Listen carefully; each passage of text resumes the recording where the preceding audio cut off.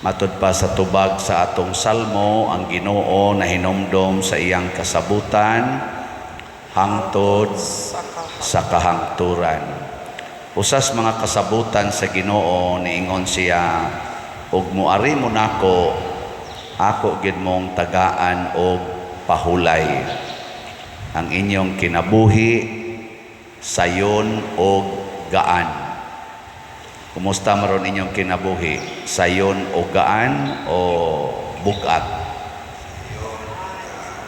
Sumogid unta na ang mahitabo sa tanan nga musimba, inighumag misa, sayon o gaan na ang atong kinabuhi. Kay miduol man ta sa Ginoo. Pero inighuman sa misa, magsigi lang gyapon kag panghupaw, magsigi lang gyapon ka o hinuktok, madiin-diin lang yapon ka og pangitag solusyon sa imong problema, murag kadudahan ang imong pagsimba. Ligilingi imong tupad na gaan na ang imong pamati ron. Ina kano sa in relation sa imong asawa, gaan imong gibati. In relation sa imong bana, gaan ra imong gibati. In relation sa imong ugangan, gaan ra imong gibati. Sa imong mga anak, gaan ra ba imong gibati? Sa imong office mate, gaan ra ba imong gibati? No. Sa imong parish priest, gaan ra ba imong gibati? Mao na mga inana. Niya kanus-aman mahimong tinuod ang atong pagsimba, ang atong pagduol sa Ginoo. Di ta mo ingon nga inigabot na to sa Ginoo, tagaan din tanyag pahulay. Niingon siya, sunda ko ninyo. Naay ko ano, naay sugo, sunda ko ninyo, kay malumo ako ug mapaubsanon sa Espiritu. Sabot di ay, ang pagduol des Ginoo mao ang atong commitment nga mosunod taniya. Mao na si Moises sa unang pagbasa ni duol sa Ginoo pero gisugo sa Ginoo. Nya ni sunod ba si Moises? Nangutana siya, unyag moadto ko kinsa may imongan nga akong isulti nila. Mao to nga pasabot si Moises willing nga mo sunod. Ya, kinsa may ngan sa Ginoo nga iyang gisulti. Kasi ngan, wa mo naminaw. Unang pagbasa, wa mo naminaw kisa iyang ngan. Ako, mao, ako. I am, who am. Niya sa Hebreo mantingali nga pinulungan, Yahweh. Muna, ako, mao, ako. Pasabot ani sa philosophy, He is the existence. He is the life. Siya mao'y kinabuhi. Siya mao ang nakahatag og kinabuhi. Ang way sinugdanan og way katapusan. Dili siya past tense, di sad siya future tense. I am who am. Karon muna ang Ginoo dili present lang gahapon, di sad siya present ini kasunod adlaw, present siya karon. Sige, pangutan ako na imong tupad na nabati ba nimo nga present ang Ginoo karon buntaga? Nya, og present ang Ginoo sa imong kinabuhi karon, makaako day kag pamalikas atubangan sa Ginoo. Ha? Makaako kag pamalikas, makaako kag panglibak, makaako kag pamakak. Kung mituo ka nga ang Ginoo present karon sa imong kinabuhi. Mao na niingon si Kristo, ako magauban kaninyo sa kanunay hangtod sa katapusan sa kalibutan. kita manggod usahay murag atong paminaw usahay ang Ginoo absent mao na tungod aning maong batasan dili na ta mutuman sa sugo sa Ginoo. He is always present. Muna nga niingon ang Ginoo ni Moises, ubanan ti ka, ako'y mag-uban nimo, gamito nako akong gahom aron matuman ang imong misyon. Kanabtang sugoon tas Ginoo, kung tamparuson ang imong pikas aping, ipatamparos lang sang pikas ika, di madaoy kalisod ana. Ibaligya ang tanan ug ang halin ihatag sa mga kabus, kalisod ana, di na nako mabuhat oy. Nalimot day ka nga ubanan man kas Ginoo kada adlaw. Mo na si Moises, ingos Moises, pagkalisura aning misyon na ingong Ginoo ay kabalaka, mugaan lagi na kay kuyugan man tika, I am who aman. Kuyog man ko nimo kanunay kita kaya nga tong una-hunaon mura magkita mo ay udya na lang ko musimba oy, udya na lang ko mukumpisal o mahunong na gininakong salaa. Kaya ako di pa man jud ko kahunong ang angman sa babaka ko atubangas Ginoo nga hunongon ko na ning pagpangabit nga makapangabit man gyud ko. Wa ka mo salig sa Ginoo nga kuyog siya nimo, nisalig ka sa imong kaugalingon nga murag ikaw rang usa ka lakaw-lakaw unya kun manindot na imong kinabuhi moadto din ka sa Ginoo kay nagtuo man ka nga ang Ginoo naaras kumpisalan, nagtuo ka nga ang Ginoo ni aras sa simbahan. Uy, ang Ginoo I am who am oy, always present. Sige lingay mong tupad ing na ay Ginoo diha nimo pagbantay ay pagkumpiyansa kay na ang Ginoo kuyog siya nimo. Muna mangusi kay kasi imong anak ang Ginoo nagtan-aw nya niingon ra bang Ginoo ang pingi gyud nga dili mo magtamay bisan usa aning gagmayng mga bata kay pirmira ba ng ilang anghel tuas akong atubangan ana mabita na usahay kita dinhi magsigi kita og pahinomdom nga ay gyud mo pagsigig sa ingon ana kana bang lisod-lisoron ang imong isig ka tawo ba sama nang pagpangural nga maglisod nag-agi imong silingan kay ang Ginoo present baya nagtan-aw biya sa imong gibuhat karon nagpahinomdom sa kus mga mudagan sa politika aning barangay ug iski elections nga ikuyo ginatong Ginoo dili ta mag-away kana bang magtinabangay ba kay na maguban mas stress gyud sus hapit mi way tug ngano man sige gyung plano unsaon gyud pagdaog aning eleksyon na mura mo mga buang ngano maning kamot man kang mudaog paningkamot nga makaalagad paningkamot nga makapresentar kas Ginoo ngadto sa ibong isig ka tawo nya unsaon man sama sa gibuhat ni Kristo sa dinhi pa siya sa kalibutan nahimo siyang tuburan sa kagaan sa kinabuhi kana bang rest nya kun kuyog nato ang Ginoo pasabot ipakita nato sa tong isig ka tawo nga kuyog natong Ginoo makahatag sa taog kagaan makahatag tag kalinaw sa kinabuhi sa atong isig ka tawo kana bang makaingon sa taba come to me all of you who are heavily laden and I will give you rest. Kinsa dinhing asawaha nga ni Aaron nga makaingon ako pader ako gyud ang rest sa akong bana sa kaon tira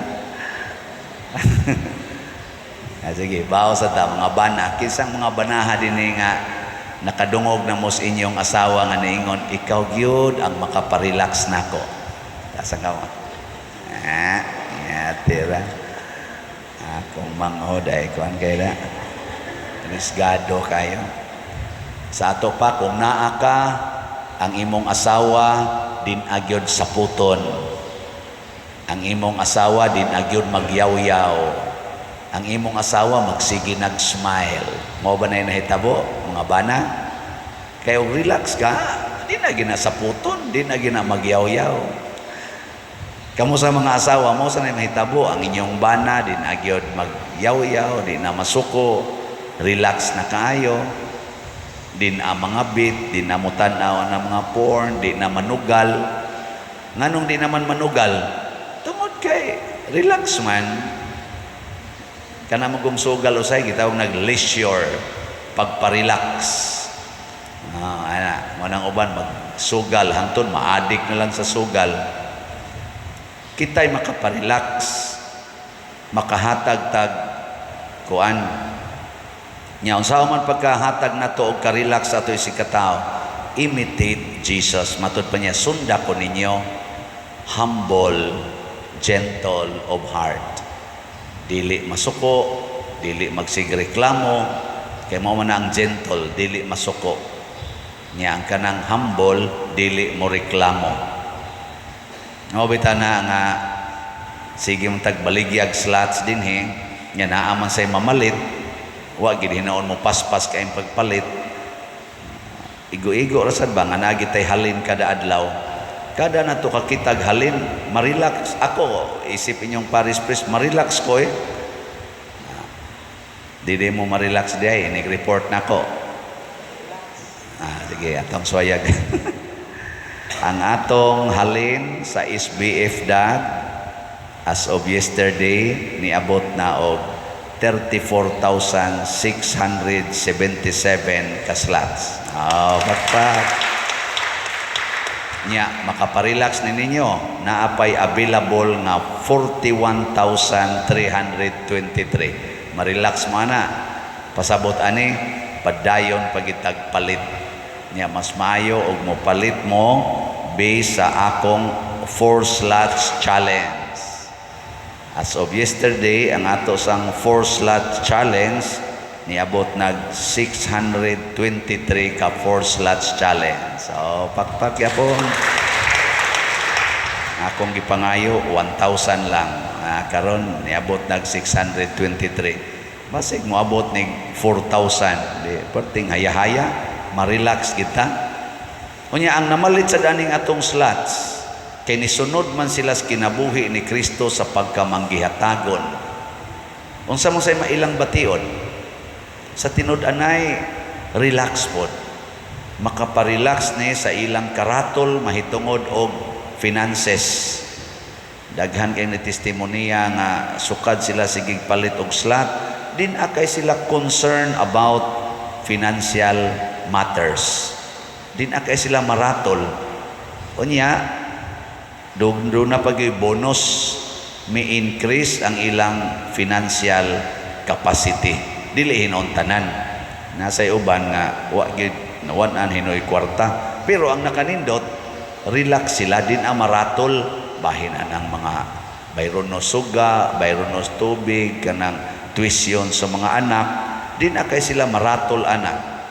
Nagani uban, maingon, ako pader, o di na gyud makaya, gikondisyon naman ako akong mga anak, pangundang lang usa mo dong, day. Kay, mao man na importante nga di lang nato lisod-lisoron atong kinabuhi, o na nasa tay kwartang mo abot, balik lang sa mong eskwela. Nakunoy uban, musugot, nasa uban, magbagulbol, nasa uban, di mo tingog. Pero, ang importante nga, iyan ang gikondisyon daan, isip ginikanan. Dili na ba ratol nga, sa kong kwarta, sa kong pa-eskwela ni, unsa nalay kaugmaon sa kong anak. Mga binuang ka na Nga naman ka ng pag-eskwela, mo na maghatag og maing kaugmaon sa imong anak. Kadaghan ako gigastuan. Wa gyud kahuman ang uban. Nasay ubang nakahuman, karon naputos na sa utang mo, ari lang gyapon ako, kay bayad na sa siyang utang nako. Ako pa'y naggastos eskwelahan. Unya karong nakautang na sad, ako na say pabayros utang. Unsa naman taon ni mga tawhana. Nya kung tinuod pa nga ang pag-eskwela, mao'y makahatag umay kaugmaon. Nganong ako ni apil naman sa hinong kong bayad silang utang.